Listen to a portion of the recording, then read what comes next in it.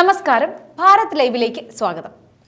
പാർത്ഥ, ഏറെ നാളത്തെ കാത്തിരിപ്പിനൊടുവിലാണ് ഇപ്പോൾ BJP ഭാരവാഹി പട്ടിക പ്രസിദ്ധീകരിച്ചു കഴിഞ്ഞു. എനിക്ക് തോന്നുന്നു അതിൽ സ്ത്രീകൾക്കും യുവാക്കൾക്കും എല്ലാം പങ്കാളിത്തത്തോടുകൂടി തന്നെയാണ് ആ ലിസ്റ്റ് തയ്യാറായിട്ടുള്ളത് എന്നാണ് മനസ്സിലാക്കുന്നത്. പക്ഷെ എന്നാലും ഈ നമ്മൾ പല മാധ്യമങ്ങളുടെ വാർത്തകൾ, ഇതുമായി ബന്ധപ്പെട്ട വാർത്തകൾ വായിക്കുമ്പോൾ ചിലർ സുരേന്ദ്രൻ പക്ഷത്തെ പൂർണ്ണമായും ഒഴിവാക്കിയെന്നും വേറെ ചിലർ മുരളീധരൻ പക്ഷത്തെ പൂർണ്ണമായും ഒഴിവാക്കിയെന്നും ഒക്കെ ഇങ്ങനെ മുഴച്ചു നിൽക്കുന്ന രീതിയിൽ പറയുന്നു. ഇത് ശരിക്കും ഈ BJPയിൽ ഒരു തമ്മിലടി ഉണ്ടാക്കുക എന്ന ഒരു ഉദ്ദേശത്തോടു കൂടി തന്നെയല്ലേ ഈ മാധ്യമങ്ങൾ ചെയ്യുന്നത്? അതായത് ഇന്നലെ BJPയുടെ ഭാരവാഹി പട്ടിക പുറത്ത് വന്നതിന് ശേഷമാണ് ഞാനൊരു വലിയ സത്യം മനസ്സിലാക്കുന്നത്. കേരളത്തിലെ പ്രമുഖരായിട്ടുള്ള മാധ്യമപ്രവർത്തകർക്ക് BJPയോട് എത്രമാത്രം സ്നേഹമുണ്ടായിരുന്നു, അവരുടെ ചങ്കിലെ അത്രമേൽ പവിത്രമായി ഹൃദയം പോലെ കാത്തു സൂക്ഷിക്കുകയായിരുന്നു BJP എന്നുള്ളത് അവരുടെ വാക്കുകളിലൂടെയാണ് ഞാൻ മനസ്സിലാക്കുന്നത്. ഇതുവരെ അവരെയൊക്കെ കുറ്റം പറഞ്ഞു, സംഘവിരുദ്ധരാണ് നിങ്ങൾ, അല്ലെങ്കിൽ BJP വിരുദ്ധ മാപ്രകളാണ് എന്നൊക്കെ പറഞ്ഞത് നമ്മൾ പിൻവലിക്കേണ്ട അവസ്ഥയിലേക്ക് പോയിരിക്കുന്നു.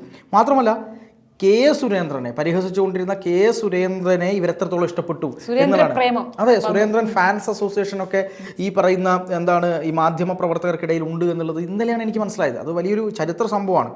എന്തായാലും ഇന്നലെ ഈ ഭാരവാഹി പട്ടിക വന്നതിന് ശേഷം കേരളത്തിലെ CPM-നോ കോൺഗ്രസിനോ ഒരു ഭാരവാഹി പട്ടിക അല്ലെങ്കിൽ നേതൃസ്ഥാനത്തേക്ക് ആളുകൾ വരുന്നോ ആ സമയത്തൊന്നും ചർച്ച ചെയ്യാത്ത രീതിയിൽ BJP ഇവർ ചർച്ച ചെയ്തു എന്നത് ഒരു നല്ല കാര്യമായിട്ടാണ് നമുക്ക് ആദ്യം എടുക്കാൻ പറ്റുന്നത്. കാരണം അത്രയ്ക്ക് പ്രാധാന്യം കേരളത്തിലെ BJP ഭാരവാഹി പട്ടികയ്ക്ക് ഇവർ കൊടുക്കുന്നു എന്നുള്ളത് വലിയ കാര്യമാണ്. ഒന്ന്, ഉദ്ദേശം എന്തോ ആയിക്കൊള്ളട്ടെ, അതെ, അത് കൊടുക്കുന്നുണ്ടല്ലോ. ഒന്ന്. രണ്ടാമത്തത്, ഇവർ പറയുന്നത് പോലെ കേരളത്തിൽ ഇതുവരെ മാധ്യമങ്ങൾ പറഞ്ഞുകൊണ്ടിരുന്നത് കേരളത്തിൽ വലിയ ഗ്രൂപ്പ് കളിയാണ്, BJP ഒന്നും നടക്കുന്നില്ല, BJP പ്രവർത്തകർ പരാതി പോലും കേരളത്തിലെ ഗ്രൂപ്പ് രാഷ്ട്രീയം മാറ്റിവെച്ചുകൊണ്ട് അതിനതീതമായ ആളുകൾ വന്നു കഴിഞ്ഞാൽ മാത്രമാണ് കേരളത്തിൽ BJPക്ക് മുന്നോട്ട് പോകാൻ കഴിയുള്ളൂ എന്നാണ് സാധാരണ BJP പ്രവർത്തകരുടെ ഒരു വിശ്വാസവും അതുപോലെ തന്നെ അവരുടെ ആവശ്യവും അതായിരുന്നു. അത് ഏകദേശം നടന്നു എന്നാണ് ഞാൻ മനസ്സിലാക്കുന്നത്. കാരണം രാജീവ് ചന്ദ്രശേഖർ വന്നു, നമ്മൾ ഇന്നലെ സംസാരിച്ചതുപോലെ അദ്ദേഹം ഒരു ഗ്രൗണ്ടിൽ കുറേ അധികം വർക്ക് ചെയ്തു, കുറേ കാര്യങ്ങൾ അദ്ദേഹം പരിഗണിച്ചു. അതിനുശേഷമാണ് പുതിയൊരു ടീം രാജീവ് ചന്ദ്രശേഖർ വികസിത കേരളം എന്നൊരു ടാബ്ലോ മുന്നോട്ട് വെക്കുകയും അതിനുശേഷം ആ ടാഗ് ലൈനിൻ്റെ ഭാഗമായിട്ട് പുതിയൊരു ടീമിനെ രാജീവ് ചന്ദ്രശേഖർ മുന്നോട്ട് വെച്ചു. ആ ടീമിനെയാണ് ഇന്നലെ പ്രഖ്യാപിച്ചിട്ടുള്ളത്. അതിൽ തന്നെ നിരവധി തവണ തഴയപ്പെട്ട ശോഭാ സുരേന്ദ്രൻ ഉൾപ്പെടെയുള്ള ആളുകൾ ആ ഭാരവാഹി പട്ടികയിലേക്ക് വരുന്നു എന്നുള്ളത് BJP പ്രവർത്തകരെ സംബന്ധിച്ചിടത്തോളം അതൊരു ആവേശം ഉണ്ടാക്കുന്ന കാര്യമാണെന്ന് പറയാതിരിക്കാൻ കഴിയില്ല. ഒപ്പം ഇതിൽ KK അനീഷ് കുമാർ, നമ്മൾ ഇന്നലെ പറഞ്ഞ പോലെ തൃശ്ശൂരിലെ അത്രമേൽ ആ തൃശ്ശൂരിലെ വിജയത്തിന് കാരണക്കാരനായിട്ടുള്ള KK അനീഷ് കുമാറിനെ സംസ്ഥാന വൈസ് പ്രസിഡൻ്റായിട്ട് ഇന്നലെ കൊണ്ടുവന്നിട്ടുണ്ട്.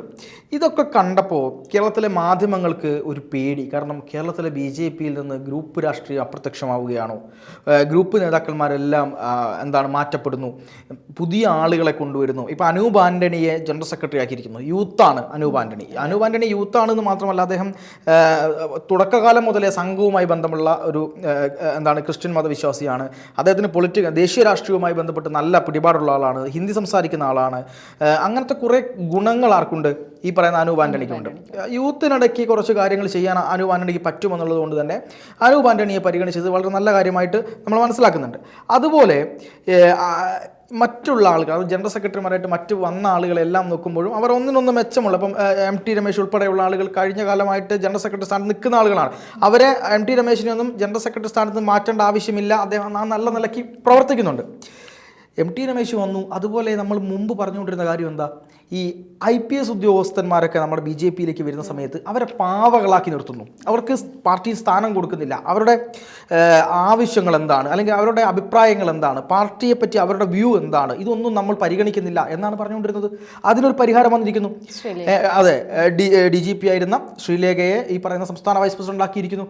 ഇതൊക്കെ കണ്ടപ്പോൾ മാധ്യമങ്ങൾക്ക് വല്ലാത്ത ചൊറിച്ചിൽ തുടങ്ങി. വല്ലാത്ത ചൊറിച്ചിൽ എന്ന് പറഞ്ഞാൽ വല്ലാത്ത ചൊറിച്ചിൽ. മാത്രമല്ല, നവ്യ ഹരിദാസ് അവർ ഈ കഴിഞ്ഞ ലോക്സഭാ തെരഞ്ഞെടുപ്പിൽ അവരുടേതായ പ്രവർത്തന മികവ് കാഴ്ചവെച്ചത് തന്നെയാണ്. രാഹുൽ ഗാന്ധിക്കെതിരെ നിന്ന് മത്സരിച്ചിട്ട് അവരുടേതായ രീതിയിൽ അവർ ആ വോട്ട് വർധന നടത്തിയിട്ടുണ്ടായിരുന്നു. അവരുടെ പ്രവർത്തനം വളരെ പ്രശംസനീയമായിരുന്നു. അന്ന് ഏവരും പുകഴ്ത്തിയതായിരുന്നു നവ്യ ഹരിദാസിന്റെ പ്രവർത്തനം. അല്ല, അത് ഏറെ രസകരമായ കാര്യം എന്താണെന്ന് വെച്ചാൽ ഇതിൽ ഇപ്പം റിപ്പോർട്ടർ ടി വിയിൽ അരുൺകുമാറൊക്കെ പറയുന്ന ഒരു കാര്യം, ഇപ്പം യുവമോർച്ച മുതൽ പല മോർച്ചകളുണ്ടല്ലോ, മഹിളാ മോർച്ച, യുവമോർച്ച തുടങ്ങി പല മോർച്ചകളുണ്ട്. ഈ മോർച്ചകളിലെ ഭാരവാഹികളെ പ്രഖ്യാപിച്ചില്ല എന്ന് പറഞ്ഞ് വലിയൊരു സങ്കടം കണ്ടു. അപ്പം ഞാനിങ്ങനെ ആലോചിച്ചു, എന്താ സംഭവിച്ചത്? കാരണം മഹിളാ മോർച്ച, യുവമോർച്ച, ഇനി മറ്റെന്തെങ്കിലും മോർച്ചകൾ ഉണ്ടെങ്കിൽ അതിൻ്റെ എല്ലാ ഭാരവാഹികളെ തീരുമാനിക്കുന്നത് BJP ആണ്. അത് ഏത് സമയത്ത് തീരുമാനിക്കണമെന്ന് അവർക്കറിയാം. അവരാണ് അത് പ്രവർത്തിക്കുന്നു, കാര്യം ചെയ്യുന്നു. ഇതൊരു അത് പാർട്ടിയുടെ മാത്രം കാര്യമാണ്. അതിലെന്താണ് അരുൺകുമാറിന് ഇത്ര സങ്കടം വന്നത് എനിക്ക് മനസ്സിലായില്ല. അയ്യോ, മോർച്ചയുടെ ഭാരവാഹികളെ പ്രഖ്യാപിച്ചില്ല, ഒന്നും പറയാൻ കിട്ടുന്നില്ല, അതുകൊണ്ട് സങ്കടം പുറത്തെടുക്കുകയാണ്. TP സിന്ധുമോൾ എന്ന് പറയുന്ന നേതാവിനെ പരിഗണിച്ചില്ല എന്നാണ് അരുൺകുമാർ ഒരു ചർച്ചയിൽ പറയുന്നത്. TP സിന്ധുമോളിനെ പരിഗണിച്ചില്ല. പിന്നെ ശിവശങ്കർ, PR ശിവശങ്കർ ഏതോ മാധ്യമ ഗ്രൂപ്പിൽ നിന്ന് ലെഫ്റ്റായി, അദ്ദേഹത്തിന് ഭയങ്കര അസംതൃപ്തിയുണ്ട് എന്നുള്ള രീതിയിലുള്ള വാർത്തകൾ കൊടുത്തു. നോക്കൂ, അതിനുശേഷമാണ് മാധ്യമ വക്താക്കളുടെ, അതായത് ഈ പറയുന്നത് പോലെ വക്താക്കളുടെ ലിസ്റ്റ് പുറത്തു വരുന്നത്. ആ വക്താക്കളുടെ ലിസ്റ്റ് പുറത്തു വന്ന സമയത്ത് അതിൽ കൃത്യമായി PR ശിവശങ്കറിൻ്റെ പേരുണ്ട്, TP സിന്ധുമോളുടെ പേരുണ്ട്. ഇതിൽ പറയുന്ന ആളുകളുടെ എല്ലാം പേര് അതിലുണ്ട്. ഇല്ല എന്നുള്ളതല്ല, അത് ആദ്യം ഇവർക്ക് കിട്ടിയില്ലായിരുന്നു. അതുകൊണ്ട് തന്നെ ആദ്യം ഒന്ന് എറിഞ്ഞു നോക്കിയതാണ്. ആ എറിഞ്ഞു നോക്കലിൽ ആളുകളെ പരമാവധി തെറ്റിദ്ധരിപ്പിക്കുക. പിന്നെ ഒരു മാധ്യമ പ്രവർത്തകർ പറയുന്നത് കേട്ടു, ഇതുവരെ ഇല്ലാത്ത വെട്ടിനിരത്തലാണ് BJPയിൽ ഉണ്ടായിരിക്കുന്നത്. അതായത് അതുവരെ പറയുക, ഈ സംസ്ഥാന നേതൃത്വം ഒന്നിനും കൊള്ളില്ല, ഈ സംസ്ഥാനത്ത് BJPക്കകത്ത് കൂത്താടികളും ഈ സാധനങ്ങളെല്ലാം അടിഞ്ഞ് കെട്ടിക്കിടക്കുന്ന വെള്ളമാണ് BJP, ഇതിനെ ശുദ്ധീകരിക്കേണ്ടതുണ്ട് എന്ന് പറയാം. അതിനെ ഒരാൾ ശുദ്ധീകരിച്ചാൽ നേരെ തിരിച്ച് കൂട്ടത്തോടെ വെട്ടിനിരത്തലാണ് എന്ന് പറയാം. അതിൻ്റെ ഉദ്ദേശം എന്താണെന്ന് അറിയാമോ? ഈ പ്രവർത്തകർ ഇതെല്ലാം അറിയുന്നത് എങ്ങനെയാണ്? മാധ്യമങ്ങളിലൂടെയാണ് ഈ സാധാരണ പ്രവർത്തകർ കാര്യങ്ങൾ അറിയുന്നത്. അപ്പോൾ ഇത് വായിക്കുന്നത് അല്ലെങ്കിൽ TV കാണുന്ന സാധാരണ ആൾക്കാർ, BJP വിശ്വാസികൾ, BJP പ്രവർത്തകർ ഇത് കേൾക്കുമ്പോൾ അവരുടെ മനസ്സിലുണ്ടാകുന്ന ഒരു ആശങ്ക, BJP തീർന്നു, BJPയിൽ പ്രശ്നങ്ങളാണ്, കോൺഗ്രസിലെ പോലെ BJPയും ഗ്രൂപ്പുകളിലേക്ക് വിധേയമാവുകയാണ് എന്ന ഒരു ആശങ്ക അവരിൽ ഉണ്ടാക്കുക. അത്രേ ഉള്ളൂ ഇവരുടെ ലക്ഷ്യം. അതാണ്, അത് കൃത്യമായ മാധ്യമ അജണ്ടയാണ് എന്നുള്ളതാണ് നമ്മൾ മനസ്സിലാക്കേണ്ടത്. ഒന്ന്, ഇവർ മുൻകൂട്ടി തീരുമാനിച്ച പ്ലാൻ പോലെയാണ്. ഇത് പുറത്ത് വരുമ്പോഴേക്ക് ഇവിടെ എല്ലാം കൂടെ എടുത്ത് ചാടി BJP സ്നേഹം പുറത്തു വരുന്നു. K. സുരേന്ദ്രനെ പിന്നെ ഒരു ഭാഗത്ത് ബുദ്ധിമുട്ടിക്കുന്നു, K. സുരേന്ദ്രൻ പക്ഷത്തെ തഴയുന്നു, മുരളീധര പക്ഷത്തെ തഴയുന്നു. ഈ മുരളീധരനും K. സുരേന്ദ്രനും ഉൾപ്പെടെ എല്ലാ ആളുകളും ഇന്നലെ അമിത്ഷായെ സ്വീകരിക്കാൻ വേണ്ടി രാജീവ് ചന്ദ്രശേഖരനൊപ്പം തോളോട് തോൾ ചേർന്നുകൊണ്ട് തിരുവനന്തപുരത്തുണ്ട്. ഒന്ന്. രണ്ടാമത്തത്, ഈ പറയുന്ന K. സുരേന്ദ്രനെ രാജ്യസഭയിലേക്ക് പരിഗണിക്കുന്നു എന്ന വാർത്ത ഇതേ മാധ്യമങ്ങൾ തന്നെ പുറത്തുവിടുന്നു. ആലോചിക്കണം. അതായത് സംസ്ഥാന പ്രസിഡന്റായി 2 ടേം 3 ടേമിനടുത്ത് നിന്ന് സുരേന്ദ്രൻ അത് കഴിഞ്ഞ് ഇറങ്ങിയ ശേഷം സുരേന്ദ്രന് എന്താ സംതൃപ്തി ഉണ്ടാവാനാണ്? ഇനി സുരേന്ദ്രൻ എന്താ സംസ്ഥാനത്തെ ഏറ്റവും വലിയ കാര്യമായി മാറി. സംസ്ഥാനത്തെ ഏറ്റവും വലിയ പദവി എന്ന് പറയുന്നത് സംസ്ഥാന പ്രസിഡന്റാണ്. ആ പ്രസിഡന്റ് പദവിയും കഴിഞ്ഞ് അദ്ദേഹത്തിന് ദേശീയ രാഷ്ട്രീയമോ ദേശീയ രാഷ്ട്രീയത്തിലെ ഭരണഘടനാപരമായിട്ടുള്ള പദവികൾ വഹിക്കുകയോ അത് അത്രമാത്രമാണ് അദ്ദേഹത്തിൻ്റെ ഇനിയുള്ള ഉത്തരവാദിത്വം എന്ന് പറയുന്നത്. ആ സുരേന്ദ്രന് വരെ അതൃപ്തി എന്നാണ് ഈ പറയുന്ന മാധ്യമങ്ങളെല്ലാം പറഞ്ഞുണ്ടാക്കിയത്. സുരേന്ദ്രൻ അത് അറിഞ്ഞു പോലും കാണില്ല, ഈ അതൃപ്തി എന്ന് പറയുന്നത്. അതാണ് സുജയ പാർവതി ആ സമയത്ത് ഒരു മറുപടി കൊടുക്കുന്നുണ്ട്. ഈ കേരളത്തിലെ മാധ്യമ പ്രവർത്തകർക്ക് കോൺഗ്രസിലെ പോലെയോ CPM പോലെയോ ഒരു റൂമിൽ 10 പേർ ഇരിക്കുന്നു, കാലാകാലം മരിക്കുന്നത് വരെ ആ 10 പേർ നേതാക്കന്മാരായിരിക്കുന്നു. അവരെ കണ്ട് തലമുറകളോളം മുന്നോട്ട് പോകുന്ന ഒരു പാർട്ടി അല്ല BJP എന്നുള്ളത് നിങ്ങൾ മനസ്സിലാക്കണമെന്നും, അമിതമായ BJP സ്നേഹം എന്ന് പറയുന്നത് കുത്തിത്തിരിപ്പ്, എങ്ങനെ ഒരു സ്ഥലത്ത് കുത്തിത്തിരിപ്പ് ഉണ്ടാക്കാം എന്നുള്ളതിൻ്റെ ഒരു ഉദാഹരണമാണ് എന്നുള്ളതും അവരാര് പറയുന്നുണ്ട്. ഈ പറയുന്ന പോലെ ഇവരെല്ലാം കൃത്യമായി സംസാരിക്കുന്നുണ്ട്. സുജയ പർവ്വ സംസാരിക്കുന്നുണ്ട്. സുജയ ചില ആളുകളെയൊക്കെ നോക്കി സംസാരിച്ചപ്പോൾ അവരുടെയൊക്കെ ഇഞ്ചി കടിച്ച ഭാവത്തിലാണ് ആളുകൾ നിൽക്കുന്നത് എന്നുള്ള കാര്യത്തിൽ അത് പറയാതിരിക്കാൻ വയ്യ.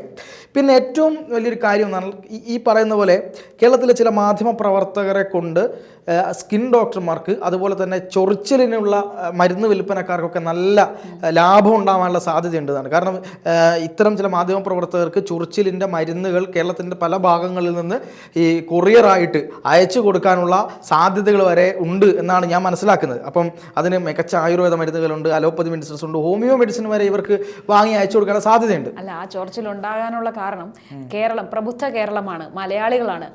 അതായത് നോർത്ത് ഇന്ത്യയിലെ വിഡ്ഢികളുടെ മുന്നിൽ BJPയുടെ പൊറാട്ട് നാടകങ്ങൾ ഇങ്ങനെയൊക്കെയാണല്ലോ. അപ്പം അതിനെ ഖണ്ഡിച്ചുകൊണ്ട് ഇപ്പൊ കഴിഞ്ഞ ലോക്സഭാ തെരഞ്ഞെടുപ്പിൽ തൃശ്ശൂരിൽ BJP സീറ്റ് നേടി. അത് കഴിഞ്ഞിട്ടുള്ള BJPയുടെ പ്രവർത്തനങ്ങളായാലും ശരി, വരുന്ന തെരഞ്ഞെടുപ്പുകളിൽ BJPയുടേതായ ഒരു ആധിപത്യം പുലർത്താൻ കഴിയും എന്ന രീതിയിലുള്ള പ്രവർത്തനങ്ങൾ കാഴ്ചവെക്കുന്നത് കാണുമ്പോൾ സഹിക്കൂ. കാരണം ഇവരല്ലേ വിളിച്ചു കൂവിയത്, ഇത് പ്രബുദ്ധ കേരളമാണ്, ഇവിടെ BJPയുടെ കളികൾ നടക്കില്ല, ഇവിടെ കാലുകുത്താൻ അനുവദിക്കില്ല എന്ന് ഇവർ അറിവിൻ്റെ നിറകുടങ്ങളാണല്ലോ. അങ്ങനെ വിളിച്ചു പോകുമ്പോൾ അതിനെതിരായി വരുമ്പോൾ ആ ഒരു ചൊറിച്ചിലുണ്ടാവണ്ടേ പാർത്ഥ? അല്ല, അത് ഞാനതിൽ വേറൊരു കാര്യം കൂടി ശ്രദ്ധിച്ചു ചേച്ചി. അതായത് CPMൻ്റെ ജനറൽ സെക്രട്ടറി സ്ഥാനത്തേക്ക് എത്ര ദളിതനെ പരിഗണിച്ചു, CPMൻ്റെ ഇതുവരെയുള്ള എത്ര മുഖ്യമന്ത്രിമാർ, പാവപ്പെട്ടവൻ്റെ പാർട്ടിയാണെന്നൊക്കെയാണ് പറയുന്നത്. പോളിറ്റ് ബ്യൂറോ അതുപോലെ തന്നെ ഈ പറയുന്ന സംസ്ഥാന എനിക്ക് തോന്നുന്നു ബംഗാളും അതുപോലെ തന്നെ ത്രിപുരയും കേരളമാണല്ലോ ഭരിച്ചത്. അവിടെയൊക്കെ എത്ര പിന്നെ ദളിതന്മാരുണ്ട്? CPMൻ്റെ മൊത്തം MP മാരിൽ എത്ര ദളിതന്മാരുണ്ട്? പോളിറ്റ് ബ്യൂറോയിൽ എത്ര ദളിതന്മാരുണ്ട്? ഇതൊക്കെ വലിയ ചർച്ചാ വിഷയമാകുന്ന സമയത്ത് അതൊന്നും ചർച്ച ചെയ്യാതെ BJP ഒരു ഭാരവാഹി പട്ടിക കേരളത്തിൽ പ്രഖ്യാപിച്ചപ്പോൾ അത് വരേണ്യവർഗത്തിൻ്റെ ഭാരവാഹി പട്ടികയാണ്, സവർണ മേധാവിത്വത്തിൻ്റെ ഭാരവാഹി പട്ടികയാണ്. ആര്? ഈ പറയുന്ന പോലെ ഷോൺ ജോർജ് നായർ, അനൂപ് ആന്റണി ഭട്ടത്തിരിപ്പാട്, പിന്നെ ശോഭാ സുരേന്ദ്രൻ നമ്പൂതിരി, അന്തർജനം, ഇങ്ങനെയുള്ള ആളുകളെയൊക്കെയാണ് ഇവർ സവർണ മേധാവിത്വത്തിൻ്റെതായിട്ട് കാണുന്നത്. മനസ്സിലാക്കണം. ഇത് ഈ ചികഞ്ഞു പോകാത്ത മനുഷ്യരുടെ ഇടയിലേക്ക് ഈ സവർണ മേധാവിത്വം എന്നൊരു വാക്ക് കൊടുക്കുക എന്നുള്ളത് അത് അവരുടെ ഒരു രീതിയാണ്. എല്ലാത്തിലും സവർണ മേധാവിത്വം കലർത്തി കൊടുക്കുക. നമ്മൾ എല്ലാ കറികളിലും ഉപ്പ് ചേർക്കുന്നത് പോലെ എല്ലാത്തിൻ്റെ കൂടെയും ഒരു സവർണ മേധാവിത്വം ഇട്ട് കൊടുക്കുക. അപ്പം BJPക്ക് എതിരായിക്കോളുമല്ലോ ആൾക്കാർ. സവർണ ബ്രാഹ്മണിക്കൽ കിടുമണി എന്ന് പറയുന്ന ഒരു സംഭവം ഉണ്ട് ഇവരുടെ. അതും കൊണ്ടാണ് ഇവർ മുന്നോട്ട് പോകുന്നത്. അത് എത്രമാത്രം, അതായത് ഈ കാലമൊക്കെ മാറി. കാരണം BJPക്കകത്ത് പ്രവർത്തിക്കുന്ന ആൾക്കാർക്കെല്ലാം കൃത്യമായി സ്ഥാനം കിട്ടും. അത് ജാതിയുടെയും മതത്തിൻ്റെയും കാര്യങ്ങൾ നോക്കിയിട്ടൊന്നുമല്ല. പിന്നെ നമ്മുടെ കാലിക്കറ്റ് സർവകലാശാല VC ആയിരുന്ന അബ്ദുൽ സലാമിനെ സംസ്ഥാന വൈസ് പ്രസിഡന്റ് ആക്കിയിട്ടുണ്ട്. അതുപോലെ തന്നെ ഷോൺ ജോർജിനെ സംസ്ഥാന വൈസ് പ്രസിഡന്റ് ആക്കിയിട്ടുണ്ട്. BJP ഇവിടെ വന്നു കഴിഞ്ഞാൽ പിന്നെ ക്രിസ്ത്യാനികൾക്ക് മുസ്ലിങ്ങൾക്ക് ഇവിടെ ജീവിക്കാനാവില്ല. ഇതാണല്ലോ ഇവർ പ്രചരിപ്പിക്കുന്നത്. അപ്പൊ അതിന് കൂടെ ഒരു അടിയാണ് ഇത്. തീർച്ചയായിട്ടും. അപ്പോൾ എന്തായാലും BJPയുടെ ഭാരവാഹി പട്ടികയെ സംബന്ധിച്ചിടത്തോളം പുതിയ ആളുകൾ വന്നിരിക്കുന്നു, വനിതകൾ വന്നിരിക്കുന്നു. അതിൽ IPS ഉദ്യോഗസ്ഥർ ഉൾപ്പെടെയുള്ള ആളുകൾക്ക് കൃത്യമായി പരിഗണന കൊടുത്തിരിക്കുന്നു. ഇനിയും BJPയുമായി ബന്ധപ്പെട്ട് പ്രവർത്തിക്കുന്ന മറ്റ് പല ആളുകളുണ്ട്, പല വിശിഷ്ട വ്യക്തിത്വങ്ങളുണ്ട്. അവരെയൊക്കെ പരിഗണിക്കാൻ തന്നെയാണ് പാർട്ടി തീരുമാനിച്ചിരിക്കുന്നത്. ഈ ഒരു ഗ്രൂപ്പുമായി ബന്ധപ്പെട്ട് എല്ലാ ആളുകൾക്കും പ്രവർത്തിക്കാനും എല്ലാ നിലയിലും BJP മുന്നോട്ട് കൊണ്ടുപോകാനുള്ള സാധ്യത തന്നെയാണ് ഈ ഭാരവാഹി പട്ടികയിലൂടെ തെളിയുന്നത് എന്നാണ് ഈ മാധ്യമങ്ങൾ ചൊറിഞ്ഞുകൊണ്ടേയിരിക്കും. പക്ഷേ ഇത് പാർട്ടി വേറെയാണെന്നുള്ള അവർക്കറിയില്ല എന്നാണ് യാഥാർത്ഥ്യം.